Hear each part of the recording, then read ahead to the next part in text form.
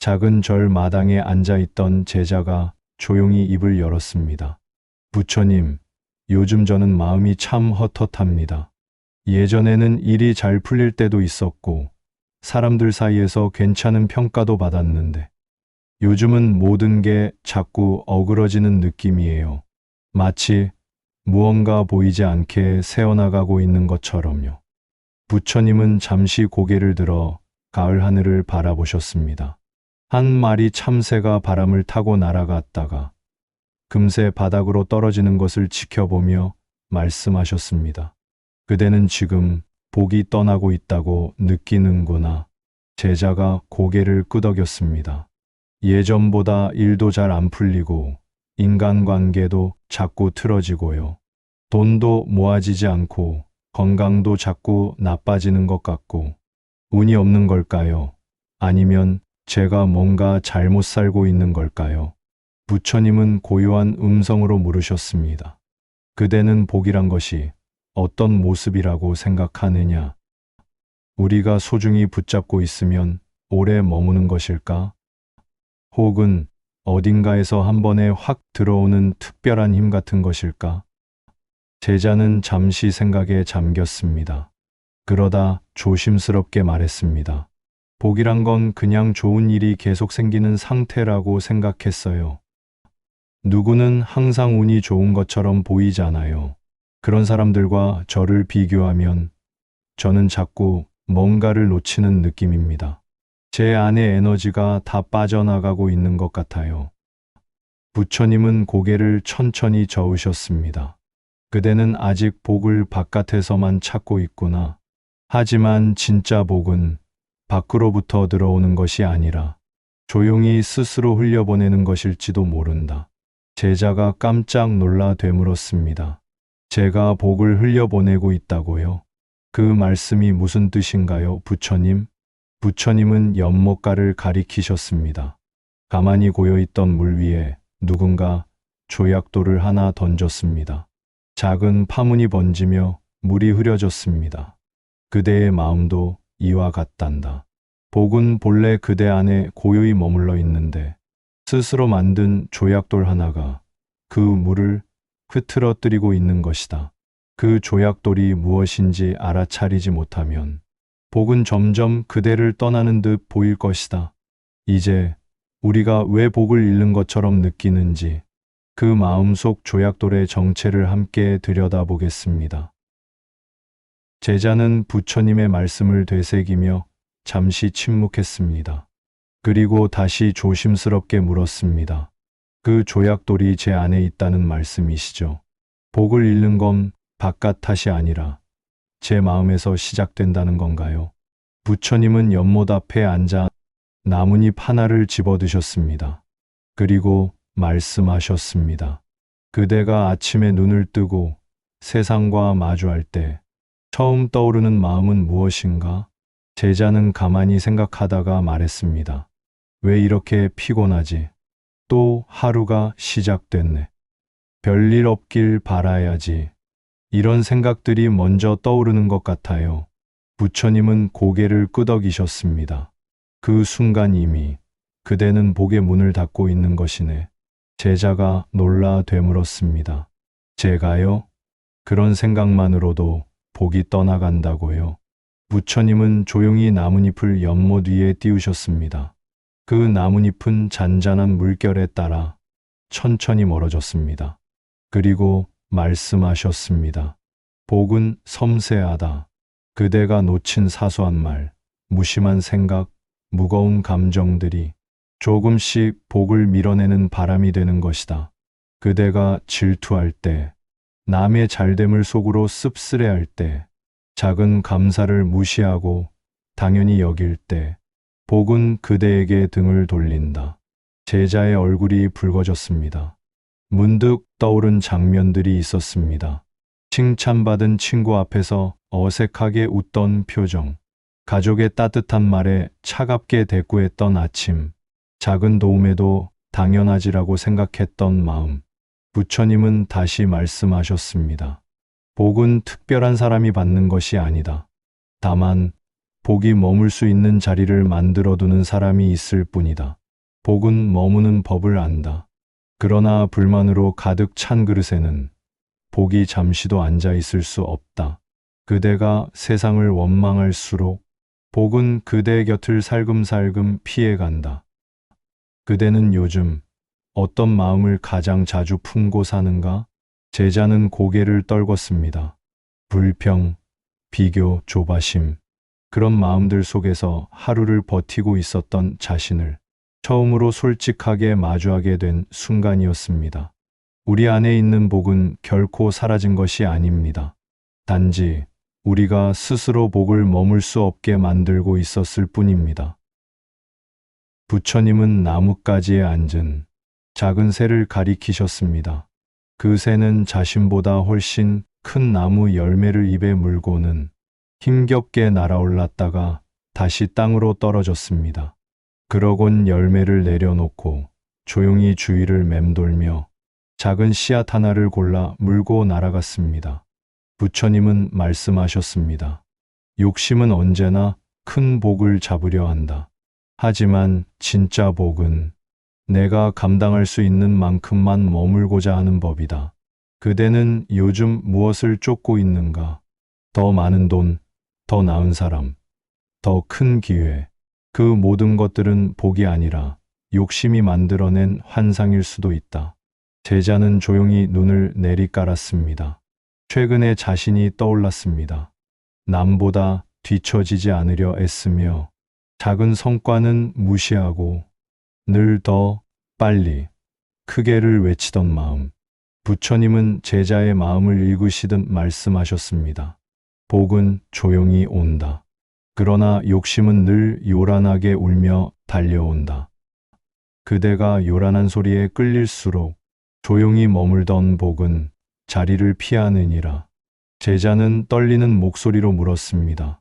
그럼 저는 복을 쫓고 있었던 게 아니라 복을 쫓아내고 있었던 건가요? 부처님은 고개를 끄덕이셨습니다. 그대는 복을 원하는 마음으로 복이 싫어하는 삶을 살고 있었던 것이지, 복은 그대를 미워하지 않는다.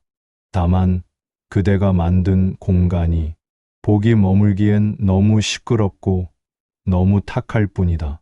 욕심, 비교, 불만, 조급함. 이것들은 마음의 먼지다. 먼지가 쌓이면 햇살도 들어오지 못한다. 복은 햇살과 같아서 마음이 맑아야만 그 빛을 느낄 수 있는 법이다. 제자는 조용히 눈을 감았습니다. 마음속에 쌓여있던 먼지들이 한 겹씩 벗겨지는 듯한 느낌이 들었습니다. 복은 나를 떠난 게 아니었습니다. 나는 그저 복이 들어올 문을 내 손으로 닫고 있었던 것이었습니다. 이제 우리의 시선을 바꾸어야 할 시간입니다. 복은 찾아야 하는 것이 아니라 비워야 들어오는 것이라는 전혀 다른 관점. 부처님은 자리에 일어나 절 뒤편의 오래된 대나무 숲으로 제자를 데리고 가셨습니다. 그곳은 고요했고 바람이 불 때마다 대나무 줄기들이 서로 부딪히며 맑고 낮은 소리를 냈습니다. 부처님은 대나무를 가리키며 말씀하셨습니다. 그대는 이 대나무가 왜 곱고 바르게 자랐는지 아느냐? 제자는 고개를 갸웃했습니다. 뿌리가 단단해서요? 햇볕을 많이 받아서일까요? 부처님은 고개를 저으셨습니다. 이 대나무는 자라면서 매해마다 스스로를 비워냈기 때문이네. 대나무는 속이 비어 있기에 바람이 지나가도 부러지지 않고 소리를 낼 수 있으며 하늘로 곧게 뻗어갈 수 있지.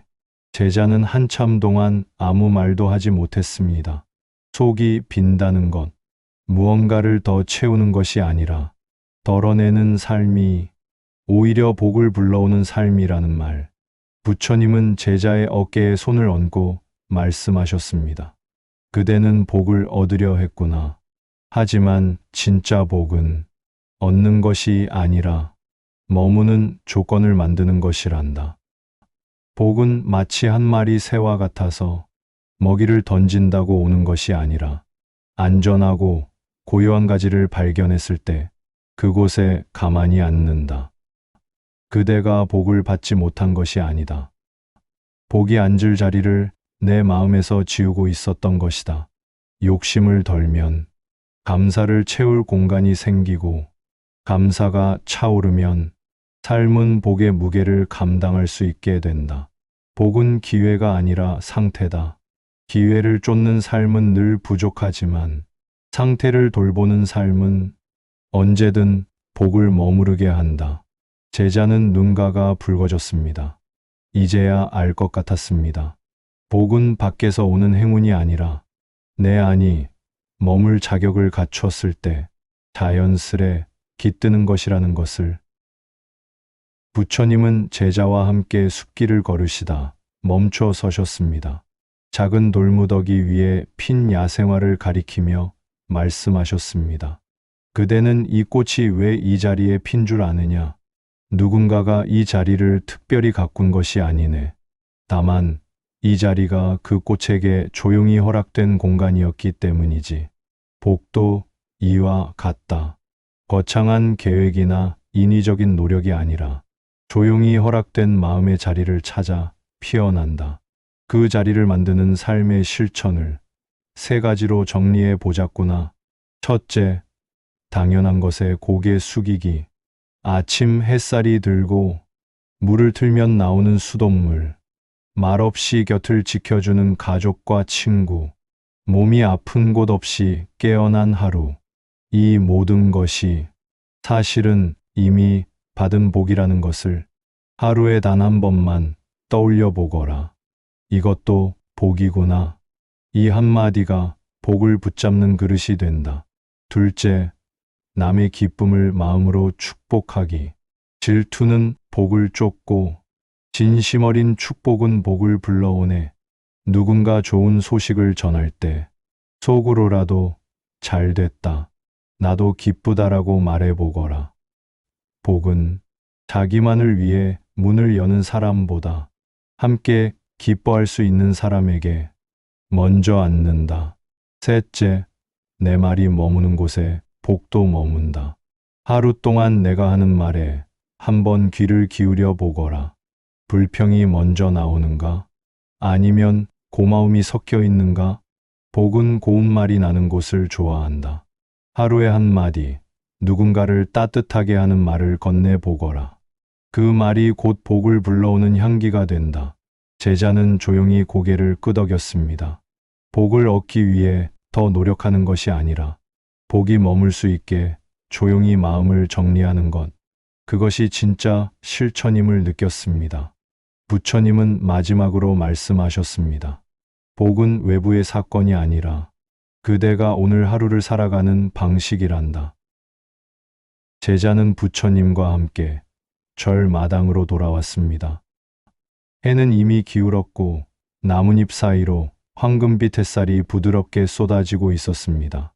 바람이 불었지만 시끄럽지 않았고 새가 울었지만 외롭지 않았습니다. 부처님은 조용히 말씀하셨습니다. 복은 외부에서 찾아 헤매야 할 것이 아니다. 그대가 지금 여기에 깨어 있을 때 복은 언제나 함께 있었다는 것을 알게 되리라. 그대가 감사할 줄 몰랐던 날에도, 그대가 누군가를 미워했던 시간에도 복은 멀리서 그대를 지켜보고 있었다. 다만 그대가 스스로의 마음을 닫았기에 복은 그 문을 조용히 기다리고 있었을 뿐이다. 제자는 깊은 숨을 내쉬었습니다. 무언가를 억지로 붙잡고 있던 마음이 서서히 풀어지기 시작했습니다. 그제야 그는 알게 되었습니다.